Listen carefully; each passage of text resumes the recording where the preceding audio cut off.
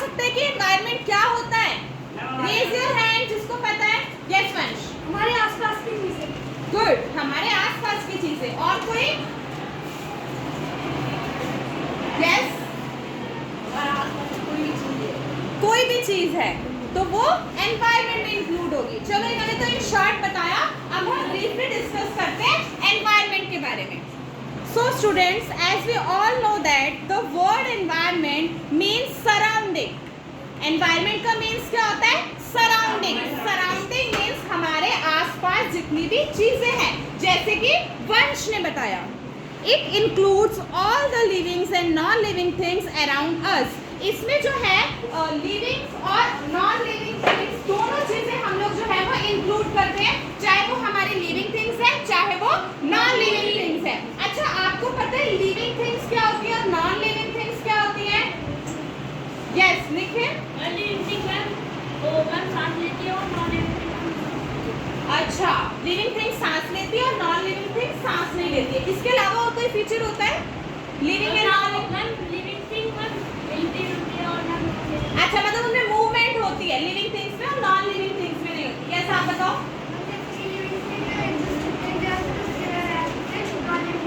Very good, move कर सकती हैं लिविंग थिंग्स, मूव कर सकती है, नॉन लिविंग थिंग्स मूव नहीं कर सकती। लिविंग थिंग्स में डेवलपमेंट होती है, ग्रोथ होता है, और नॉन लिविंग थिंग्स में ग्रोथ नहीं होता। आप जैसे देखो ह्यूमन बीइंग जो है वो ग्रोथ करते हैं। 1 साल का बच्चा होता है, बहुत छोटा होता है, फिर 2 साल का उससे बड़ा, 3 साल का उससे बड़ा, फिर 10 साल का होता है तो आपके जितना हो जाता है, फिर 20 साल का होता है तो उससे भी बड़ा हो जाता है। तो लिविंग थिंग्स जो है वो ग्रोथ करती हैं, बढ़ती हैं, और नॉन लिविंग थिंग्स ग्रोथ नहीं करती। अब मैं आपको एक एग्जांपल दूंगी और आप मुझे बताओगे वो लिविंग थिंग है या नॉन लिविंग थिंग है। Yes, non living thing. Why? Give me reason.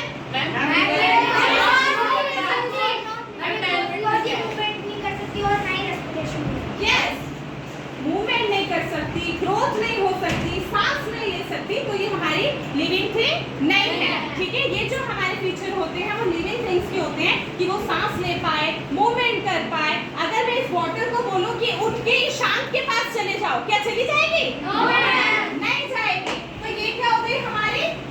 कौन सी थिंग हो गई, लिविंग या नॉन लिविंग? लिविंग। वाटर हमारी लिविंग थिंग हो गई, नॉन लिविंग? Non living. अब ये एक स्टूडेंट है, यस, ये लिविंग है नॉन लिविंग? लिविंग। मैं जिससे पूछूंगी वो मुझे रीजन बताएगा। यस, अंकुश आप बताओ, ये लिविंग थिंग में हम इसको क्यों कंसीडर कर सकते हैं? क्योंकि सांस लेती है और मूवमेंट करती है और ग्रोथ भी करती है।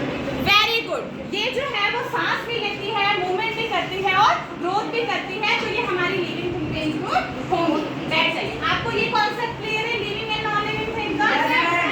अब हम एनवायरनमेंट को लेकर ही आगे बढ़ते हैं। देखो, एनवायरनमेंट जो होता है ना, उसमें मैंने आपको बताया कि लिविंग और नॉन लिविंग थिंग्स दोनों होती हैं, उनको मिलाकर हमारा एनवायरनमेंट बनता है। अगर मैं अपने आसपास देखूं तो मुझे जितनी भी चीजें दिख रही हैं वो सारी हमारी एनवायरनमेंट में आ रही हैं। जैसे कि पीछे वाला हमारा ग्रीन बोर्ड हो गया, या फिर हम जिस डेस्क पे तुम बैठे हो टेबल पे, वो भी क्या हो गया, एनवायरनमेंट में इंक्लूड हो रहा है। सन एनवायरनमेंट में, माउंटेन एनिमल, हमारे आसपास की जितनी भी चीजें हैं वो सारी किसमें इंक्लूड होंगी? एनवायरनमेंट में। Hello everyone, of environment. We feel influence of environment everywhere around us.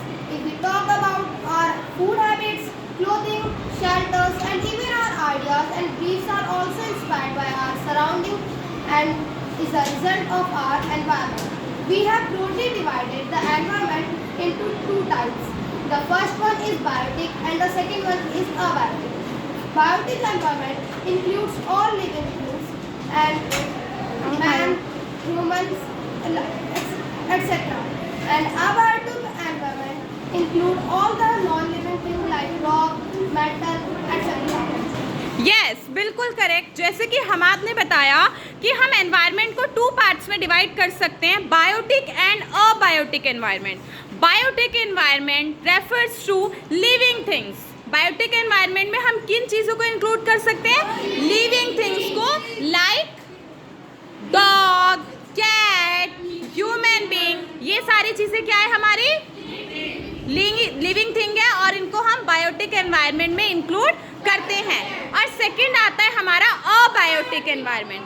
Abiotic environment refer करते हैं हम non living things like, very good, mountain, lunch, very good, good. तो आपको समझ में आया biotic and abiotic environment?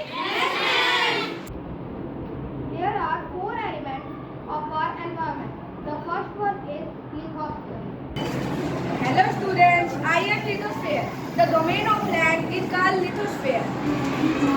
The second one is hydrosphere. Hello everyone, I am hydrosphere. The domain of life, the domain of water is called hydrosphere. It is very essential for our life. The third one is atmosphere. Hello everyone, I am atmosphere. The domain of air is called atmosphere. It involves the gases around us.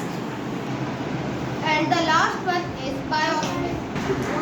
Hello everyone, I am biosphere. Biosphere is the narrow zone of the earth where land, water and air interact with each other. Thank you. Well done students. In students ने बहुत अच्छा समझाया जितने भी components होते हैं environment के। So student tell me how many components of environment? Yes Tushar. Biosphere, atmosphere, lithosphere, and hydrosphere. Very good.